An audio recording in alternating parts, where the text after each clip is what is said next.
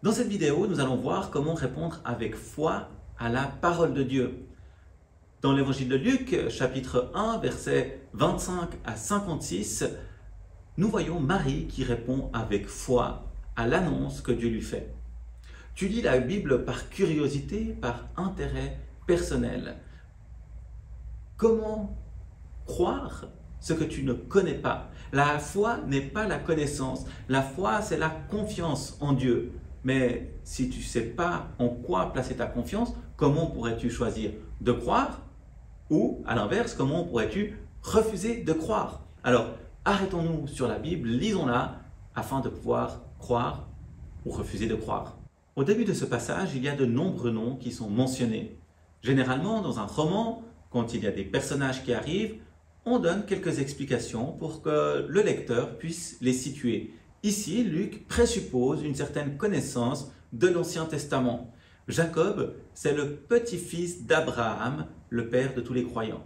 C'est le petit-fils de la foi, c'est celui qui a la foi. David, c'est un grand roi. Dieu avait fait une promesse à David qu'il y aurait un de ses descendants qui régnerait toujours à Jérusalem, en expliquant que Marie est descendante de David, de Jacob. L'ange dit à Marie que le fils qui va naître sera un homme de foi et le roi légitime.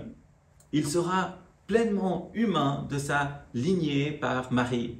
Et comme il va être conçu par Dieu, il sera pleinement Dieu. Il sera le Fils de Dieu. Il faut bien un ange pour annoncer ce qui arrive. Est-ce que tu crois ce que tu viens de lire, qu'il y a un ange qui est venu annoncer à Marie qu'elle allait être enceinte alors qu'elle était encore vierge?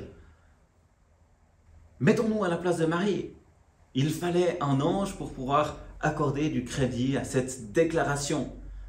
Et la réponse de Marie est étonnante. Elle contraste avec celle de Zacharie que nous venons de lire. Marie ne remet pas en question la parole de Dieu. Elle exprime simplement son doute. Elle dit, mais comment est-ce possible? Et c'est intéressant, parce que cette réponse où elle manifeste la confiance en Dieu, ça va arriver, même si je ne sais pas comment, et l'ange va lui donner tout ce dont elle a besoin pour croire. Parce que Dieu sait que nous avons besoin d'avoir des signes pour croire, et il nous donne ce dont nous avons besoin pour croire.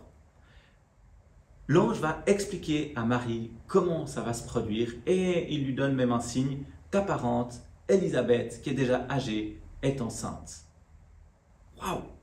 Si Élisabeth a été enceinte dans son vieil âge, alors Marie, encore vierge, peut aussi être enceinte par la puissance du Très-Haut. Cette réponse me rassure parce que ça veut dire que je peux avoir la foi même si je ne comprends pas comment Dieu va agir. Ça veut dire que je peux exprimer à Dieu ma foi tout en lui disant mes doutes et en ayant confiance qu'il va me donner tout ce dont j'ai besoin pour placer ma confiance en lui. La réponse de Marie et de Zacharie peuvent sembler très proches. Et pourtant, leur attitude est très différente. En Luc 1, verset 45, il est dit « Heureuse celle qui a cru, parce que ce qui lui a été dit de la part du Seigneur s'accomplira. » Qu'est-ce qui va s'accomplir? La venue d'un roi qui va rétablir la justice. Nous en avons grandement besoin. Quand on regarde autour de nous, nous avons besoin de quelqu'un qui vienne rétablir la justice. Quelle est ma réponse face à cette annonce d'un roi qui va venir abaisser les orgueilleux et élever les humbles?